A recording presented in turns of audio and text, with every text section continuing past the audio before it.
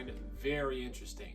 All right, so I made a little unboxing about a week ago about this book that I just got, The Death of Elvis. This book is like really fascinating. And okay, so a little disclaimer, I'm going to be talking about like the first few chapters of this book so far, what I've come across.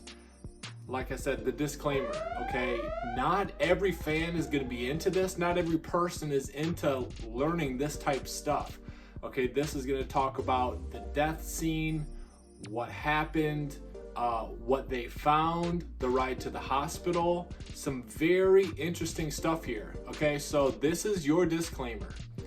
If you're going to watch this video and get mad, that's up to you now. You can turn it off. But I want to tell you what I found in this book. I found it highly interesting. I'm 146 pages in. This is what I've learned so far. Like I said, this isn't for everybody, but this is talking about the book, The Death of Elvis. See, as a fan, a hardcore fan, and just my personality, I want to know everything about Elvis. Like if another channel, like if I was just looking for some Elvis content and another channel was putting this up, I would want to hear about it. This is something that I would want to know about. It's fascinating to me. I remember just when I was a little kid, like I bought a tape on, it's called the Elvis Files, talking about did Elvis fake his death? What happened? It was always interesting to me, so it was never like a disrespectful thing to find out all I could about it. It's interesting to me, so that's what this video is about. Now, here we go.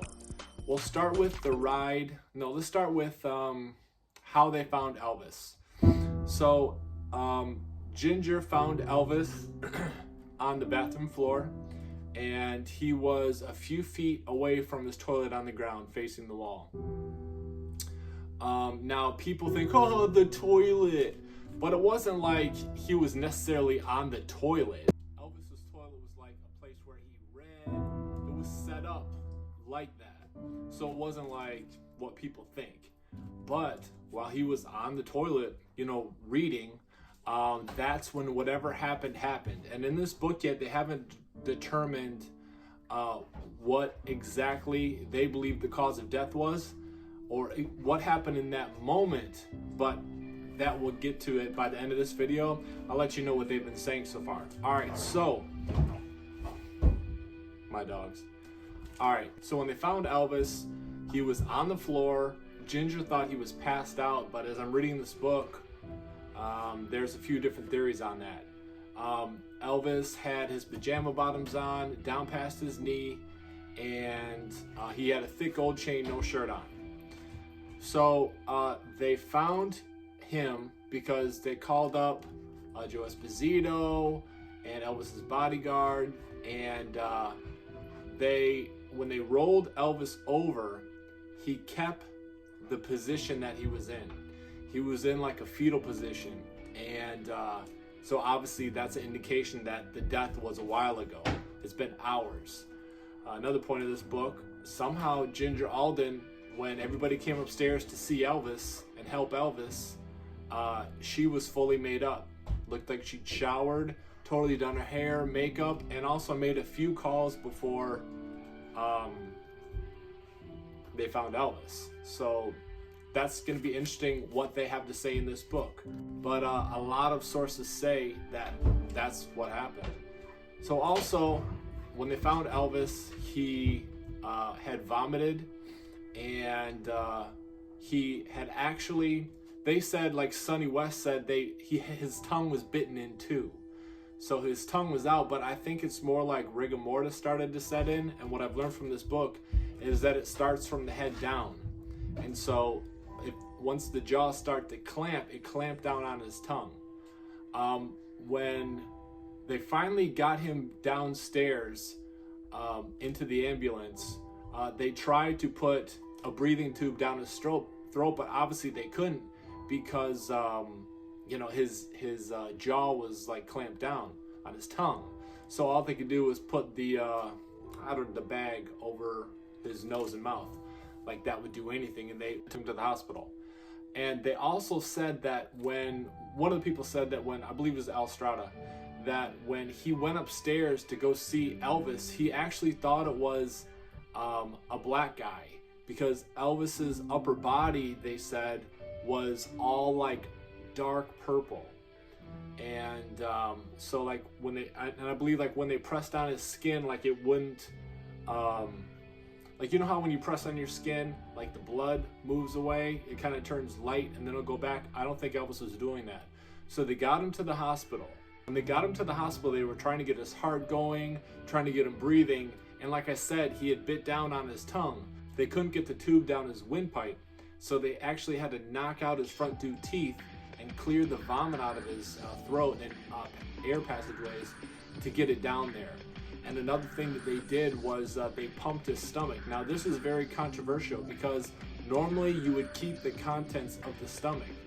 But what happened was a nurse put it in the sink and let it go down the drain. So if Elvis had any drugs or anything like that in his system, it'd be very obvious, I believe, to see what drugs those were, because it'd be in the stomach. They cut open the chest to do a heart massage. That didn't work. So they were working frantically to try to save Elvis. And at this point, you know, it'd been clear that he'd been dead for hours. This was like, I think 2:45 in the afternoon, and about 3 o'clock. And one of the nurses was like, "Why are we working on a corpse?" And one of the doctors was like, "Because this corpse is Elvis Presley." So the press was forming outside, fans were gathering outside, the phone lines were just off the hook. So that brings us back to the ride in the ambulance back to Graceland, because they wanted to do some investigating. Why did Elvis die? What happened? When they got back to Elvis's room and bathroom, everything had been cleaned up. All the bottles had been put away. It wasn't like it was when they first got there. It had been totally cleaned. They had a maid come up and clean it. So when the guy went to go do his investigating, it was very hard for him to find any evidence on what killed Elvis, to get some traces of it.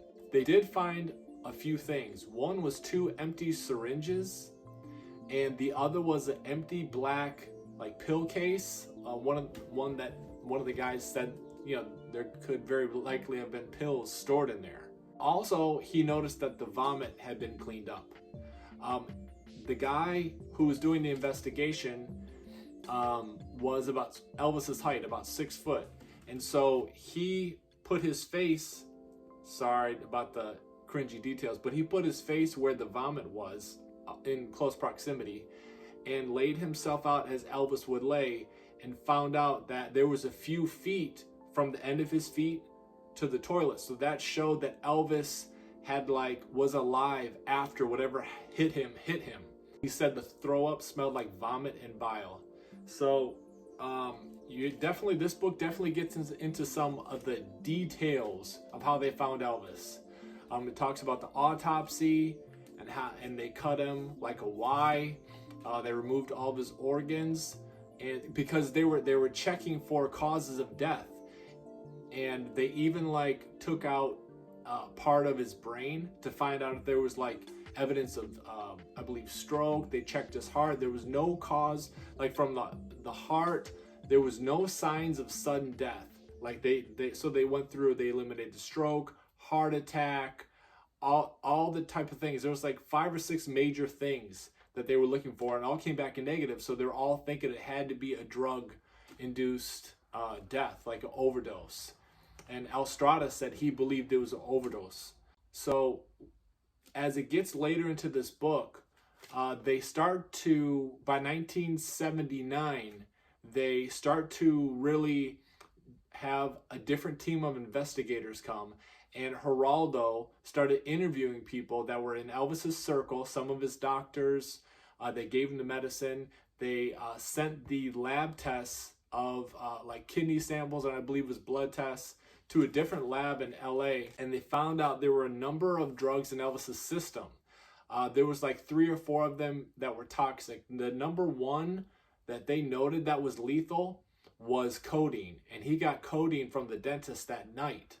So the usual people that were around Elvis weren't there to help him or take care of him. Linda Thompson was gone. I believe his stepbrother, David Stanley, was gone. He was off duty.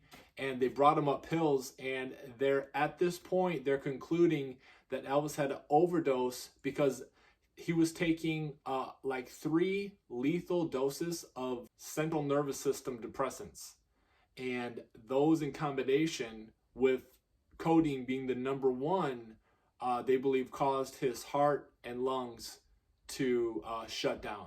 So that's where I'm at in this part of the book. I hope you found this enjoyable.